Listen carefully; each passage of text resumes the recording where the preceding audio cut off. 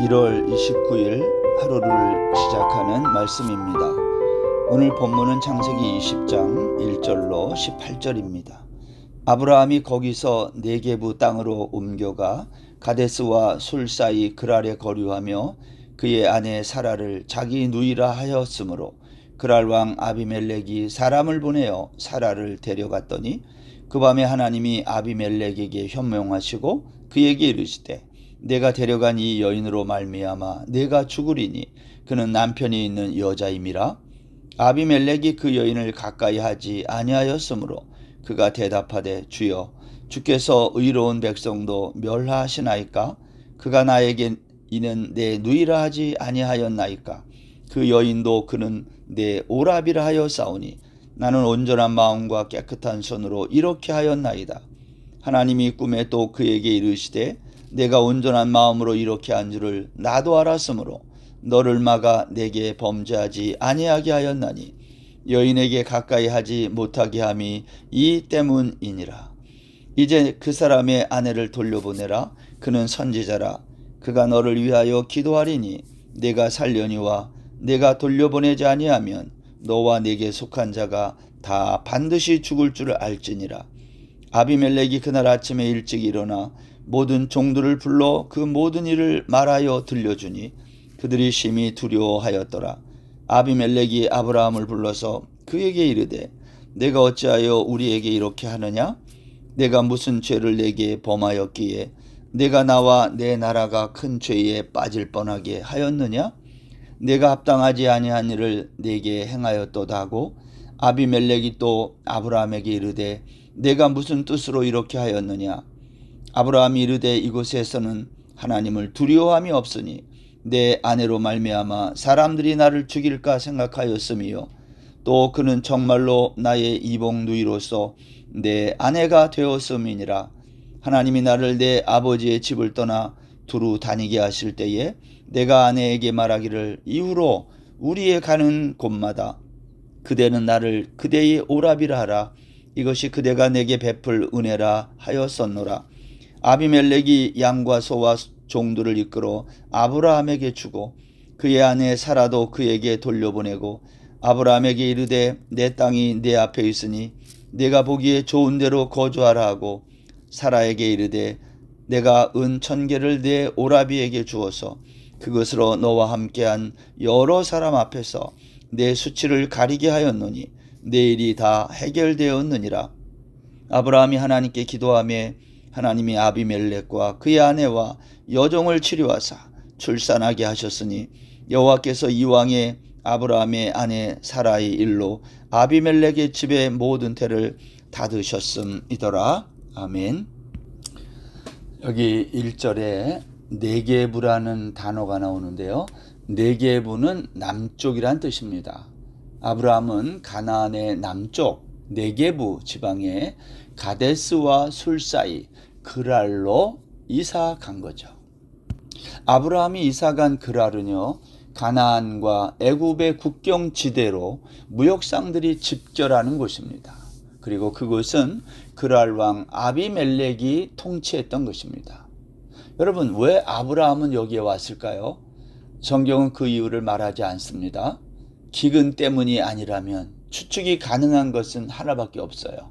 외교적인 이유입니다. 여러분, 하란에서 가나안 땅 헤브론에 온 아브라함은 그곳에서 25년을 보내면서 이제 사병을 거느릴 만큼 그 지역에서 유력한 자가 됩니다.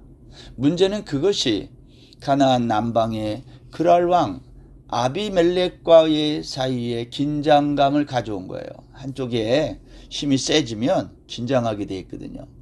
아마 이 두 사람은 쌍방 간의 유익과 안전을 위해 어떤 조약을 체결할 필요를 느꼈던 것입니다.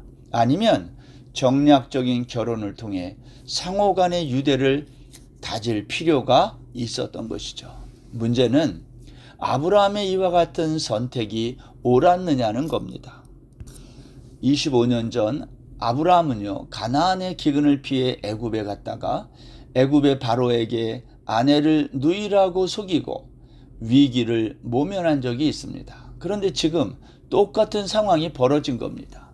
오늘 2절에 보면 그의 아내 사라를 자기 누이라 하였다 그랬어요.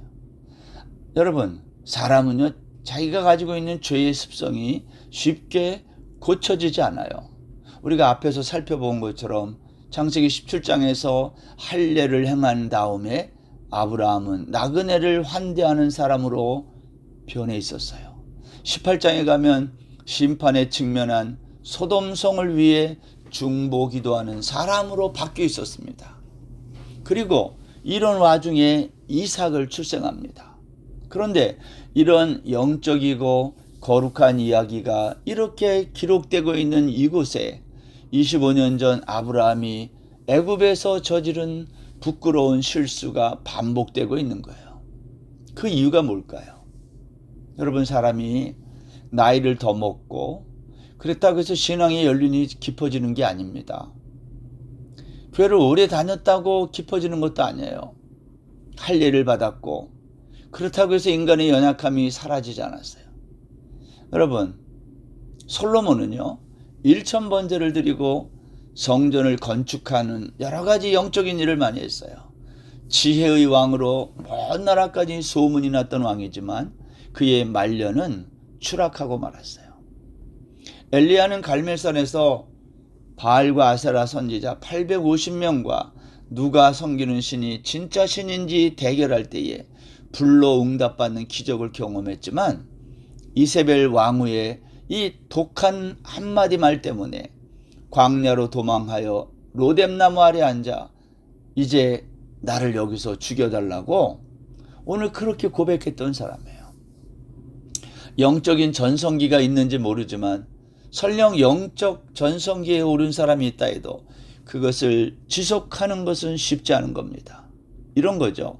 신앙생활은 저절로 유지되는 것이 아니라 끊임없는 하나님과의 교제 속에서만 가능한 것이다. 여러분, 본문에서 그랄 왕 아비멜렉이 잘못한 것을 눈을 씻고 찾아봐도 없습니다.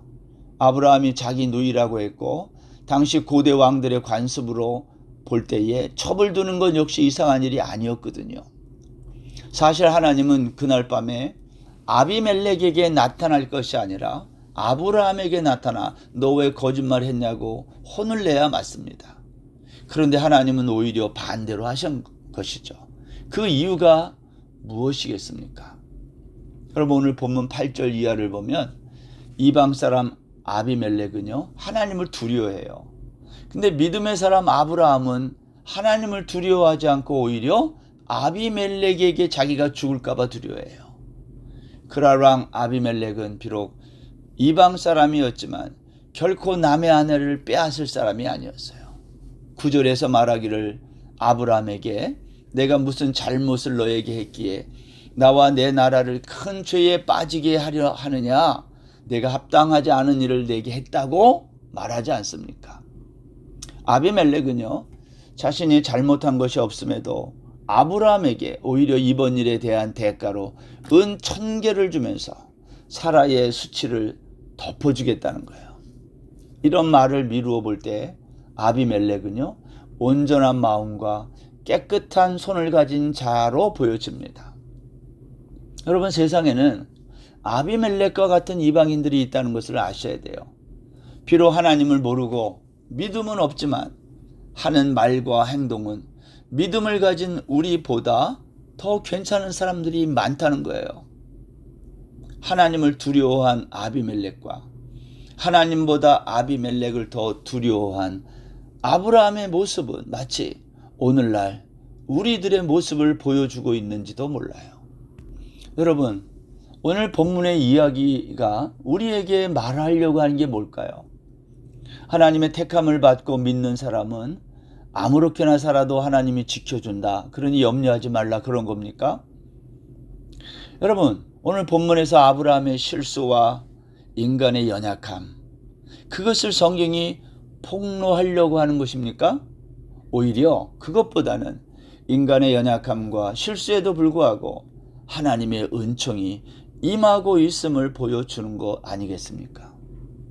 창세기 12장에서 애굽의 바로에게 나타나셨던 하나님이 이번에는 그랄의 아비멜렉에게 나타나셨어요.